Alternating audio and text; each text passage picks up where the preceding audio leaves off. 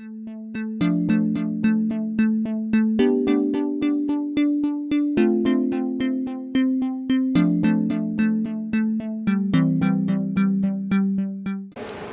we convene at the Congress, one of the more important things that has happened over the past year that we know is what is steampunk. Now, many people have an idea what they think steampunk is, and many people have no clue what steampunk is. How many of you like to read some of the blogs and posts randomly from around the world? Anyone? Just like to? Good. We know we see it every day. We know that people come in and ask, and what they do and how they say it. What is it? How do we do this? What time period do we do? But I thought it best to have two of our guests, Karina Cooper and Kevin Stile, first talk about what they think steampunk is, from two different points of view. And then I'm going to say a few words. Well, more than a few words, but you know what I mean. I'll say more than a few words. So, ladies and gentlemen, Ms. Karina Cooper. I am a steampunk. Straight up.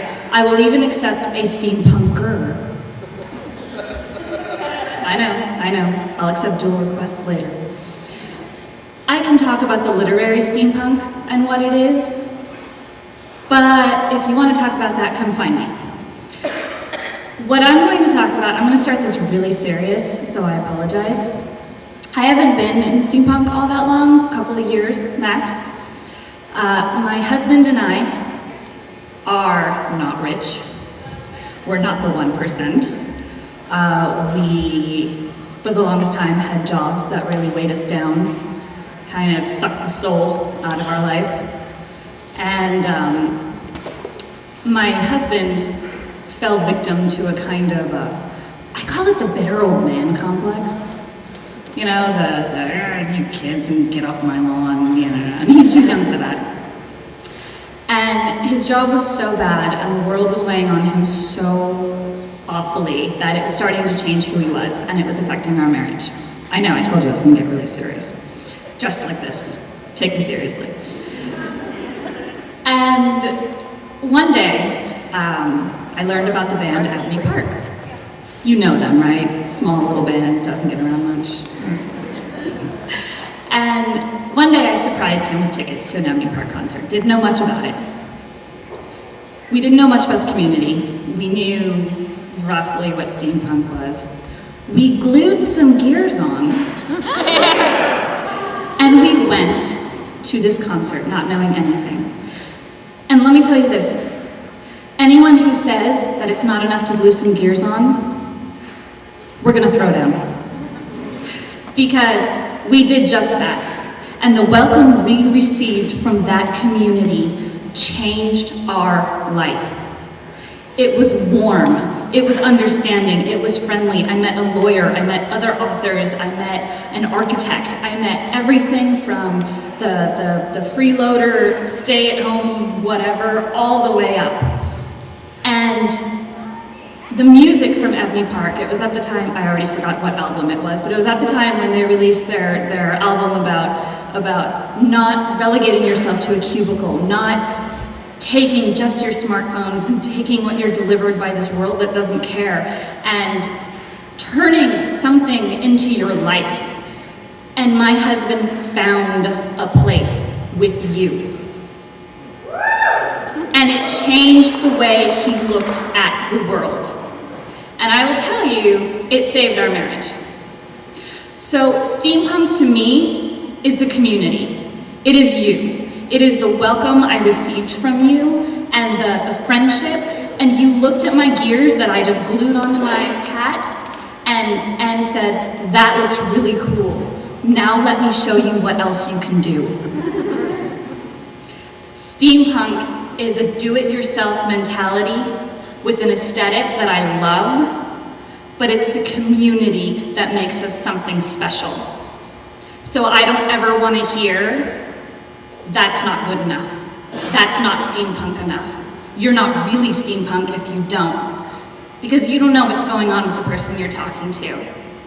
And I could not be here right now if it weren't for the welcoming people like you. You are my steampunk.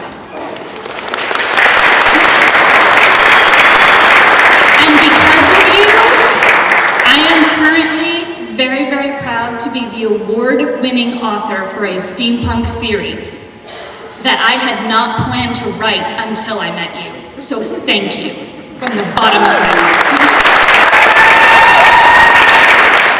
Next up will be Mr. Kevin Stile, the Airship Ambassador. Thank you. First I'll say thank you for enabling me to be the fan guest of honor along with Karina and Travis this year. I'm very flattered and very honored. So thank you, and thank you for having me again this year.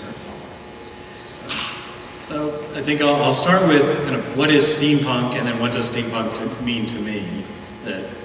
Steampunk, I guess the elevator pitch that I give people now is that I came through the literary gate into steampunk and the culture.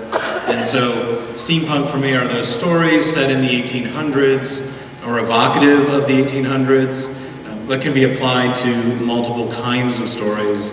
That it's not just the anachronistic technology, but now we have the steampunk fantasy and steampunk romance, steampunk mystery, and steampunk everything. So that's kind of what is steampunk, and I use that aesthetic, I guess, to guide me in the work that I do on Airship Ambassador for the news and information that I can relate out to everybody in the community and things that are going on, along with all the interviews that I'm doing with people, the authors, the artists, and musicians. And now it's also guiding all the things that I'm trying to document for the Steampunk Museum. And I'll plug my panel later today, so please come join it. But in that, I want to document all the people, the events, and the artifacts, all the stuff that's part of our community. And so I suppose that's leading into what does steampunk mean to me as my personal story, that I guess there were challenges in my life, and that steampunk helped get me out of the house and out meeting people again and be social and do things. And that's what's become really important for me in steampunk, or what it means to me, is meeting the people, being able to come to these conventions, meeting people around the world from the interviews that I do, and experiencing what steampunk is like and expressions from other people around the world. That each convention is a little bit different. It's a reflection of the organizer, but it's also a reflection of an area or a region or a culture. That SteamCon in the Pacific Northwest is different than TeslaCon, is different than Steampunk World's Fair in New Jersey. But all of these are different than the events that are happening in Europe, which is burgeoning. It just keeps growing and growing and growing. But looking at the pictures from Steampunk in Spain and their events is a little bit different than Steampunk in Italy or France or Germany, and their focus is a little bit different. But with all of them, I've been able to meet people, correspond with people from around the world, and get their perspective on things and why it's important to them, and then be able to share that back with everybody else around the world. That steampunk is now a global phenomenon and culture, and that we're all part of it, and that we can all learn from each other. And one thing that I've really enjoyed being part of the community is how we support each other, that we are generally very kind and caring and inclusive and extremely creative. And that is something that I appreciate every day, to see what somebody has come up with. Just looking at everybody's outfits for the convention and the daily changes that people have. Excuse me.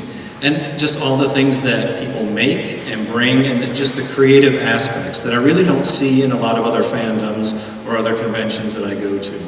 And I think that's something that we can bring to each other, is that support, that creativity, that acceptance, and even more than acknowledgement, but admiration for things that everybody does. So thank you. That's what steampunk is for me, and thank you for all coming. Enjoy your convention. We do have one more.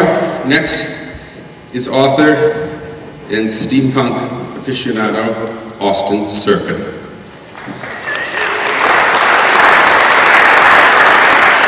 Hey, so I'm very tall right now.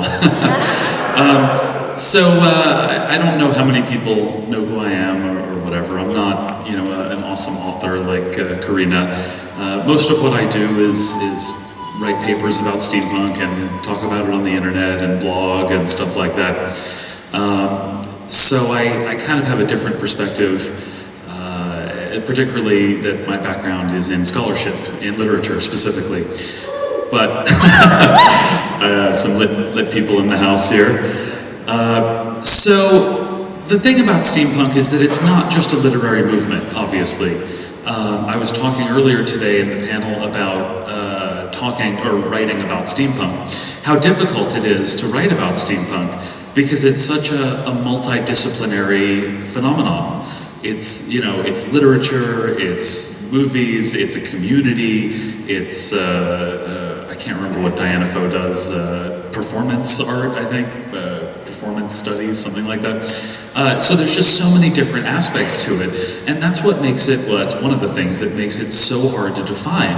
I mean, how can you come up with one simple definition for a thing that's so broad and encompasses so many different people and disciplines and styles and personalities? Not only that, but the other obstacle standing in the way of defining steampunk is the fact that it's still going on. It's alive, it's evolving. I mean, I don't know how long everybody in the audience here has been involved with steampunk, but I'm sure you've noticed. I'm sure that as you've been going to steampunk events and meeting different people, you've noticed that it's been different from year to year. It's different from convention to convention, city to city. So the whole idea of defining steampunk is very problematic, and yet at the same time it becomes sort of necessary in order to have any real dialogue about steampunk. I know a lot of people out there have trouble with the very idea of defining steampunk, and yet if we're ever going to have any serious conversations about what steampunk is and what role it plays in society and how it affects our lives, we kind of need to talk about what it is. Personally speaking, my sort of go-to definition for steampunk is that it's a modern reimagining of Victorian science fiction. And I want to stress the fact that it is modern. Oh, thank you. I want to stress the fact that it's modern. What we're doing is not a Victorian thing. This is not what they did in the Victorian era. They just... Thank you. They just went about their lives and they worried about other things. They didn't, dress up like us, and we're not even dressing up like them. Maybe we think we are, but that's sort of the whole point. We're dressing up as what we think they may have dressed up like, and that's influenced by Hollywood and by pictures that we've seen and all kinds of things. For example, you look around the audience and see a lot of blacks and browns, and of course there were blacks and browns in the Victorian era, but it was an explosion of color. They had new dyes from Asia, and thank you again. So there's all of these reasons why steampunk is not Victorian. It's very modern, and it's a reaction to things that we're dealing with here and now in society. Steampunk is a very DIY movement as well, and it's not the only DIY movement out there. And that says very strongly that this is a thing that resonates with a lot of people right now in our society. These are things that are important to them, and they're not having their needs met. So they're not having their needs met by mainstream society, that is. So they seek out subcultures, such as steampunk or DIY or what have you.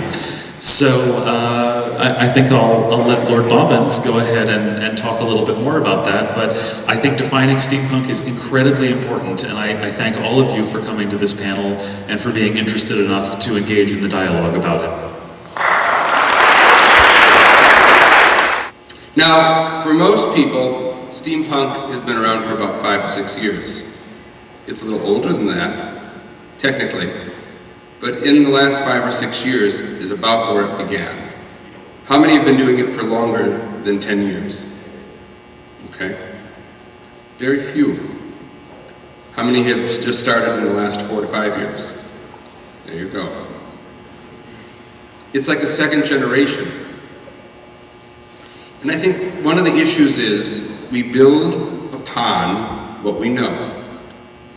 Now, definitions are thrown around helter-skelter. This is that, this is what this means, this defines this, isn't necessarily truth.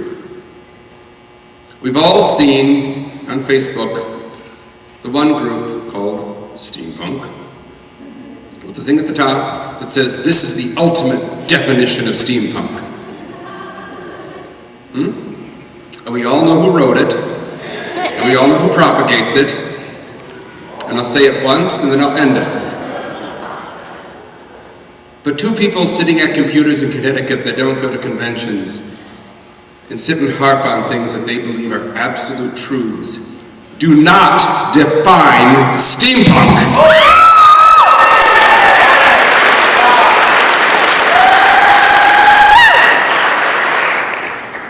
All right, politically aside, that's done. Maybe.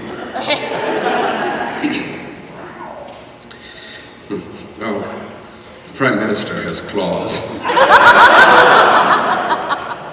In truth, many people went to G.D. Falkson's definition because it said, this is the defining definition. Why? Because it was on Wikipedia? Really? Now, I have to admit he was right in some respects. If you were to look at this 5 to 8 years ago, you have to put a caveat on it. It's based on books by Jeter and by Koch and others on an idea that it is retrofuturism, which it is. But if you technically look at where we are today, compared to 5 or 6 years ago, or even a little longer, would you even compare the two? Look at what we have done in 4 years. This was one of the first major conventions. There were several before it, including SteamCon, out in the Northwest. But one can say it got started, and as Austin was saying, there are many different variations, maybe regional, which it is. Down south, there's more of an anachronistic approach. And where is Cindy McLeod? There she is. Stand up, Cindy. There you are. Her convention runs a little differently. More of the history and the timelines, correct?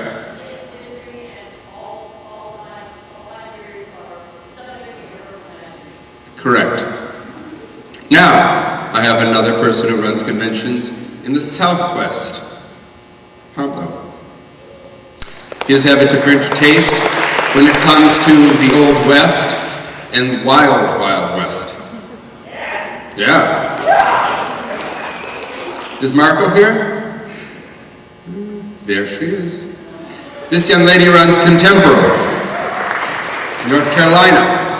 And how would you describe yours? All right. And then there are some out east. Is Air City Expedition here? Mike? Amy? No? The point is, we're all from different parts of the country. And this convention is able to pull them in from all over. We all come from different parts. We all have different beliefs. We're all different people. But we have a common thread. And that thread is very, very strong. It keeps everything running. It's linear. But if you pluck it like a string on a violin, it's going to vibrate. We're going to see all the variations.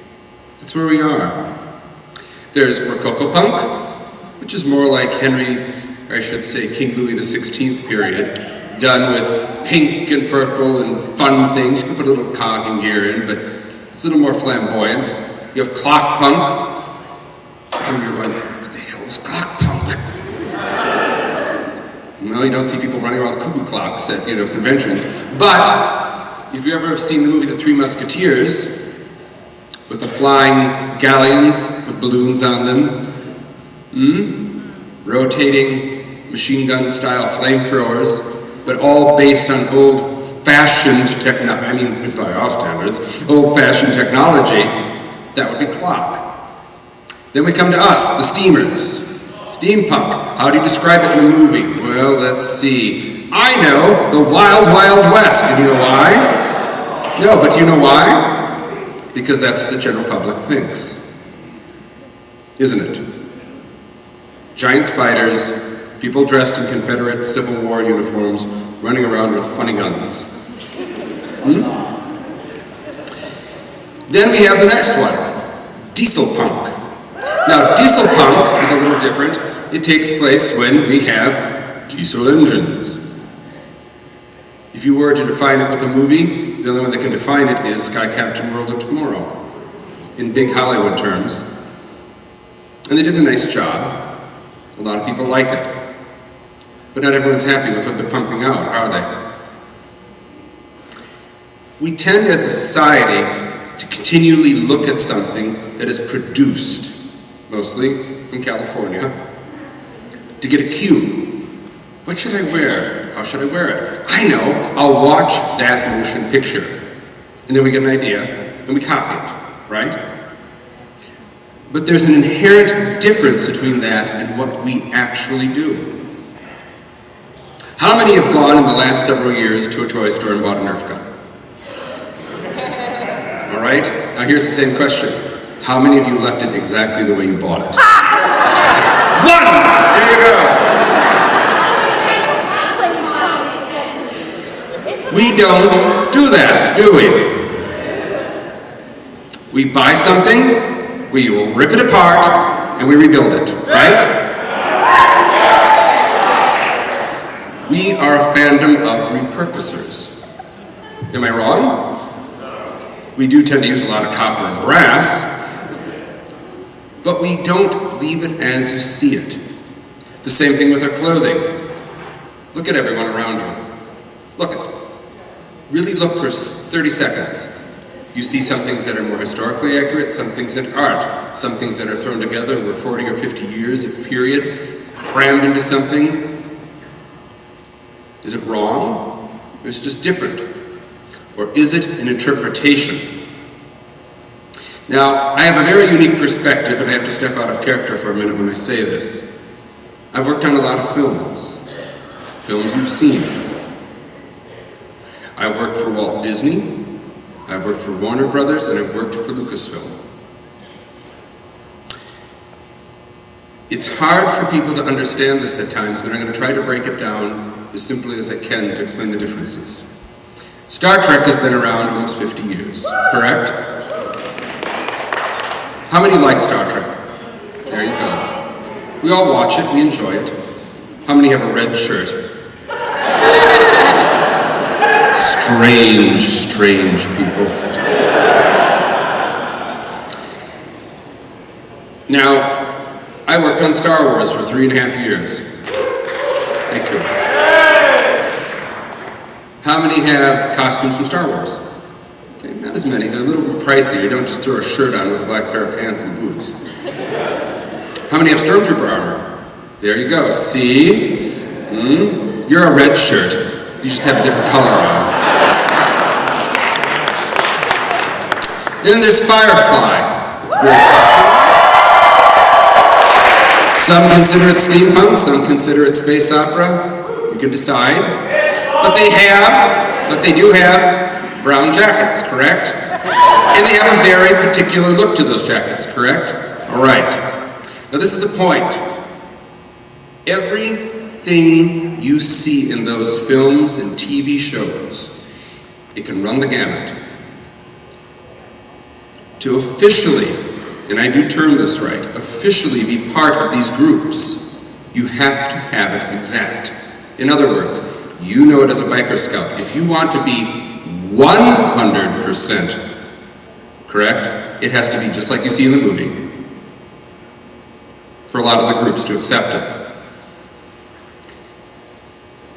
If you're in Star Trek, depending on what universe you're in, because you can go with the TV show, the movies, or the J.J. Abrams movies, yes, where they overcharge for the blue, red, and yellow gold shirts at $300.50 a pop. Yeah? You can have it official if you want it, but you have to pay for it. But it looks like everyone else's. It all looks the same. I admit, I have Stormtrooper armor at home. I've collected it. Not whole things, I have the masks. I have the one with the biker scout he has, I have a blood guard, I have 3 types of Stormtroopers, several Darth Vader masks, one from the film. I enjoy it. But if I were to wear it, what happens? I look like everyone else. It's not to say that it's bad, but where's the individuality? Mrs. Bobbins was a longtime Star Wars fan, as myself, and when she tried to get into doing these things, it was radically important that she had an exact costume, correct, my dear? The problem was, there was only 1 or 2 pictures of the costume. And how long did you have to suffer through getting it approved? 2 years before it was accepted. Do you get the point?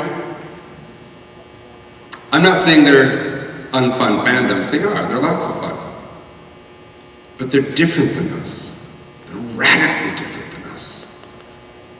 We can create anything. And let that sit with you for a moment. We can run from 1830 to about 1910. We, for some reason, always include the Edwardians, so I just throw them in anyways. The point is, we have a large gamut. We can go pre-Civil War, Civil War, slightly post-Victoria. But the truth of the matter is, we are centered around a Victorian fandom. Now, you have to hear it classified like that because basically, it's timeline. As Austin said, retrofuturism. But we think of it in modern terms. But as long as you have, in my belief, that timeline, you can do anything you want. Does it have to be in England? Goodness, no. Does it have to be in Africa or Asia? No. Could it be on the moon? Sure, we went last year. We'll go to the middle of the earth next year, and it's going to be down there. The point is, there are many ways to interpret it. We can't just package it like a Star Wars toy and go, this is it. This is steampunk. Because it isn't. It's one person's idea of what steampunk is. Now, when you go to my store and you buy some of the things, I know some of you have. How many bought the pins already? Here you go. Thank you. It's a certain type of steampunk, and I know that. I know my nickname very well, the Disney of steampunk. Thank you. But in a way, I've made it that way, and I'll tell you why. Many of you may not know, but when I did work with Disney, I learned a lot about their philosophy, a lot about how they do things. And the one thing I learned most of all, and even though I know very, very well I cannot do it 100%, but you try to make as many people happy as you can at a given point. The idea behind TeslaCon is to make as many of you happy and excited in an adventure that you don't normally get. And my brand is different than SteamCon, or Necrocon, or Temporal, or many other fine conventions that are around the United States. It's my one version, and each year I change it slightly for you to keep it exciting.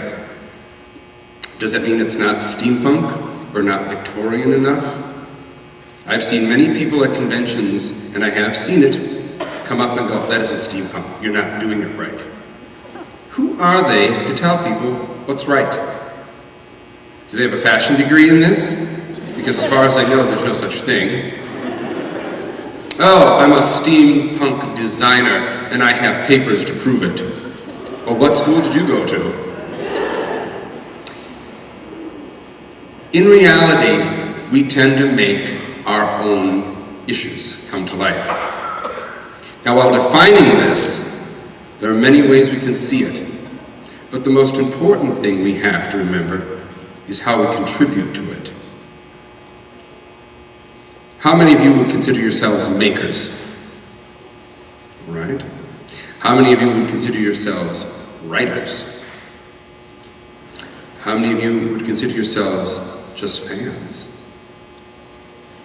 How many don't want to pick up anything to make, they just want to buy it? Okay, at least you're honest. Within each group, there are many people. There is a chorus of people all the time. But what makes this convention and this fandom so much fun is the way we can express ourselves. Some people take something very modern and punk it. Some people take something very old and punk it. But we all come together generally with the same idea. I see jackets from the 1940s and 50s.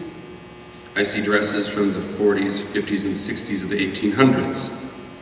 Does that mean they can't go together? Or even better yet, you see someone who has a very elegant, beautiful dress on, but doesn't have a lot of dials or gears or cogs or anything. And you see someone else and it's covered with it. Is one more steampunk than the other? No.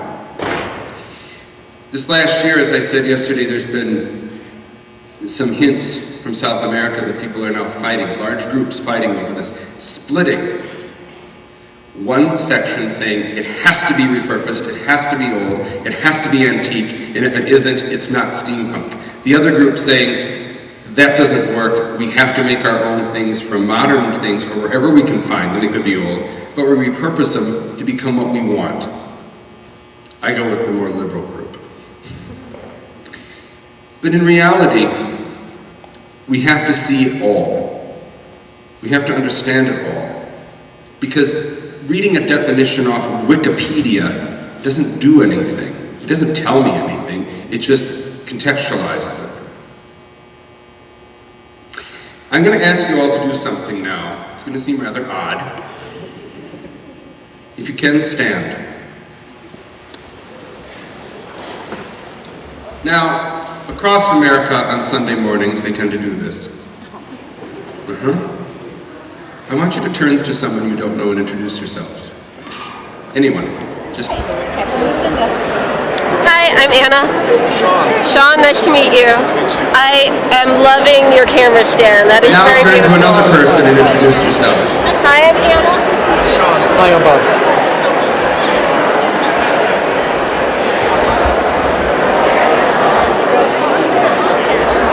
Alright, now introduce the two people who met to each other if you can.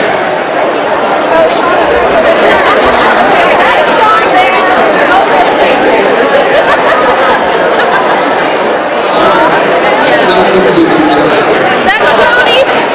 You started it. Now, you met some new people, right? How does that feel? Great? We're all here for the same reason. But the fact of the matter is, what you did was take a first step. You started knowing new people. That's what this Congress is really about. It's about expanding our horizons and thinking about things we take for granted. We know everyone's out there.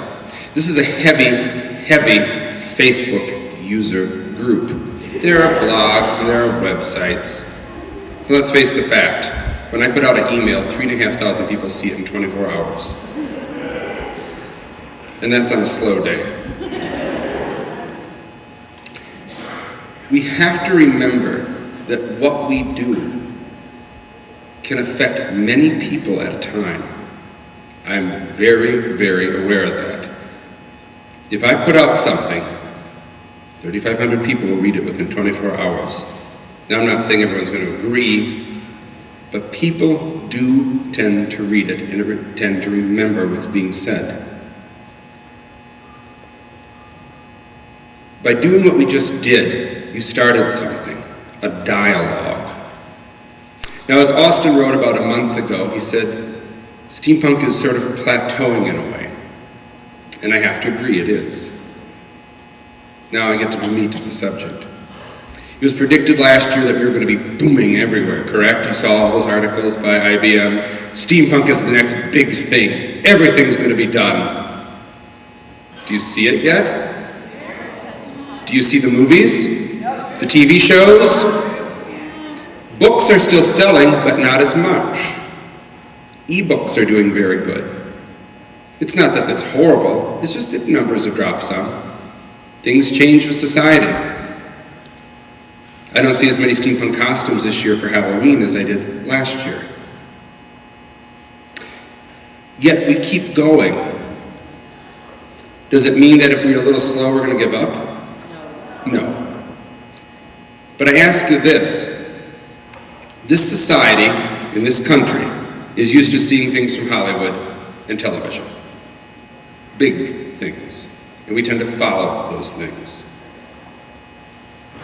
Last year, Bruce Boxleitner said, when people think of Lantern City, I want them to go, that's steampunk. Is he right? That's his brand of steampunk. Maybe not all of ours. Careful how you define things for others, because different people have different opinions. Now, I could use definitions up and down a row, and I could say many, many things about what the importance of this is, and why we should believe in that, and why this is a dictate, because if not, you're not steampunk enough. But that's silly. I want you to think about all the different people in this room, the people you just shook hands with. Are you a maker? Do you make things? Are you a writer? Do you put your ideas down on paper to share? Do you create things like art, like I do? Or do you do other things where you're just a fan and you just want to enjoy it all? The truth is, we all have a bit of everything in us. And it's one of those cliche things where the many parts that create the whole are stronger. Because if you think of it, this fandom is held together by one common belief: that creativity can solve anything. Do you ever think of it like that?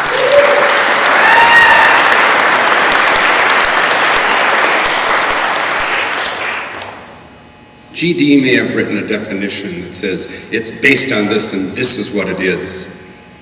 But that's just his opinion. That's not gospel. If you're a maker, you make things. If you're a writer, you write things.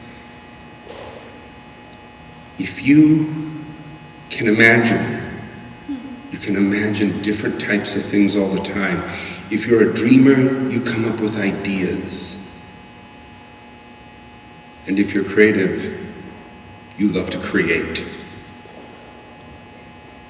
That is what we are as a fandom. Think about it. What is steampunk? The definition is simple. It's you. You as an individual are your own definition of what we are. And no one can take that away from you. It's your own brand, your own thought, your own imagination, your own creativity. That's what makes us unique. The Star Wars fans, the Star Trek fans, everyone else can't claim that. They have to follow a set book at all times. But we don't have to do anything, do we? No rules, baby. Well, we have to have some copper on, maybe. My only rule is, it's within a period. Would you like to read a story about a civilization on a far-off planet that happens to have steam-induced engines? Why not? They could be steampunk. Do they have to be human? No. Think about it. About 20 years ago, 25 years ago, there was a movie that came out. It's very steampunk. Very, very steampunk. Sherlock Holmes by Disney with the mouse. I'm sorry, but having a mechanical Victoria mouse queen is pretty damn steampunk. Does it exclude it from being a cartoon? No. We can create anything, and as a fandom, we can propagate it ourselves. We don't need Hollywood, we don't need TV, we only need our imaginations. That is the greatest power of this fandom.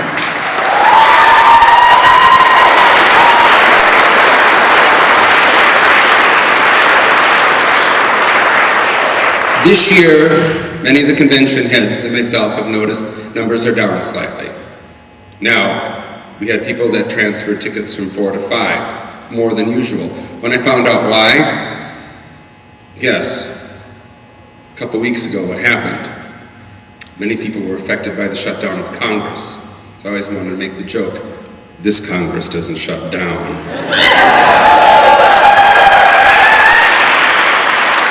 But it's affected people. Things are slower, anywhere from 5 to 10% slower this year.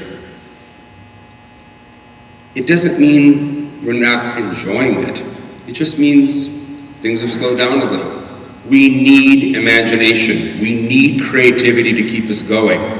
Now next year at this time, we'll be flying around the underbelly of the earth. We'll be fighting dinosaurs. We're going to be using types of guns you've never seen. We're going to be having all kinds of weird and bizarre shapes and animals and creatures and plants attacking us. Yes, we have pterodactyls.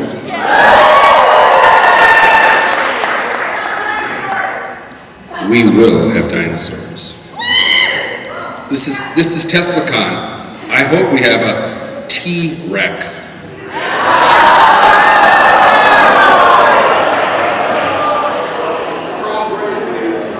Yeah, Earl Grey, the Rex. But here's the point. What can we do to make this fandom stronger? I gave you my definition. It's you. You create your own fandom.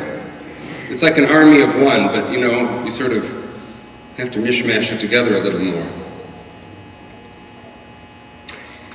I'm going to propose something quite radical. And I've talked to some of the con heads about it, and they've agreed to go along with it. I want to make 2014 the year of steampunk introductions. In February and June, and ending here next November 7th, 8th, and 9th, we're going to try an experiment. And something outside here about 40 minutes ago bolstered it. I met a young woman from Milwaukee. She brought 2 people with her today. I said, have you come before? And she says, oh, I came last year, but we're here for a day. My friends have come with me. They wanted to experience it. She brought 2 people. In February and June, I'm going to ask everyone in this room and everyone at this convention to find one friend, one person who's never experienced steampunk, and introduce it to them. Introduce our fandom to them and let them make a creative, conscious decision how to represent themselves. Take them to a convention. Take them to a group meeting, an airship meeting. Watch a bunch of movies. Have a tea that afternoon. It doesn't matter what you do. Help play dress up, get them a uniform, and a bunch of you meet up for dinner. Whatever it takes, introduce it to one person, and then in June, both of you each bring a new friend. Do you get the picture? What happens? Pyramid scheme!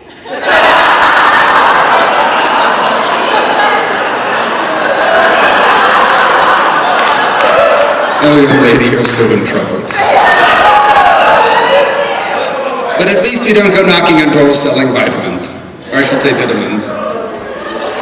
But do you see how this will work? We actually can grow our numbers ourselves. We don't need Hollywood. We don't need any expensive, large mass media production. We do it ourselves. And why? Because we're the do-it-yourself fandom. We create ourselves. So next year, come February, whenever, I know AnacroCon is during Valentine's, February 14th, let's start. Let's see what we can do, how we can grow our own fandom and define it for other people.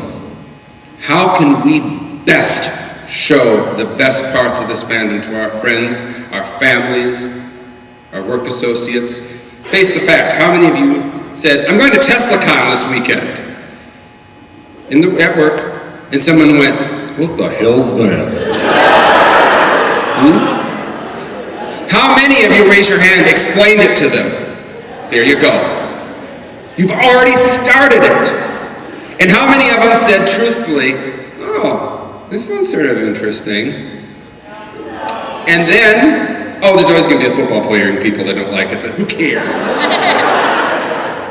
But then they went online and went, oh my God, look at all these pictures and everyone's happy and dancing. I've heard that one lots of times. And I'm like, we do have fun. We're a fun, creative group of people. That's what makes it enjoyable. Other conventions do it too. But the point is, we have a chance to truly do something with it. So come February and June, I'm going to be releasing a lot of stuff on Facebook, and I hope with the others we can do it the same. And we are going to be pushing for everyone to find a friend and to bring them in. And then in June, find another friend and bring them in. I just want to try it this year and see what happens. And then next year, right here, as I'm speaking now, I'm going to ask the question, how many brought new steampunkers to the convention? And I want everyone to raise their hand. Well, not everyone, because they'll be new. But you get the point. A good third of you should at least do it. Do you think that's doable? Yeah. You want to try it? Yeah. Do you want to believe in it? Yeah. Do you want to grow this fandom? Yeah. I didn't hear you. Then let's do it. Let's show everyone how we define steampunk ourselves by being the most creative and innovative and imaginative fandom on Earth. Thank you.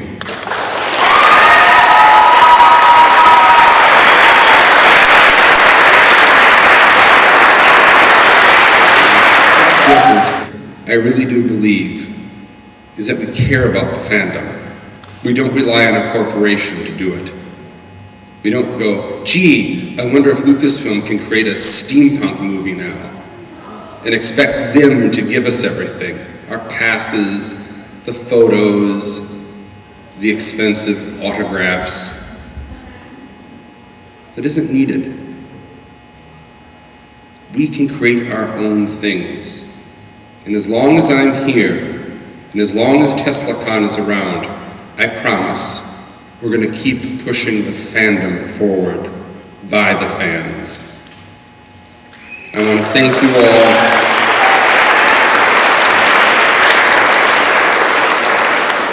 Now, truthfully, how many are going to do this in February? Good. I really want you to try. And then in June, we'll try it again. And write to me. Many of you know me on Facebook. Tell me what your experiences were. Let me know. I want this to work. Pablo, Cindy, Marco, can you come up here? All of us run conventions. We all do. We're all from different parts of the country. But the one thing that holds us together is this fandom. So let's leave today with a little more purpose, a little more knowledge, and the fact that 2014 can truly be the rebuilding of steampunk. Thank you. See you tonight at the ball.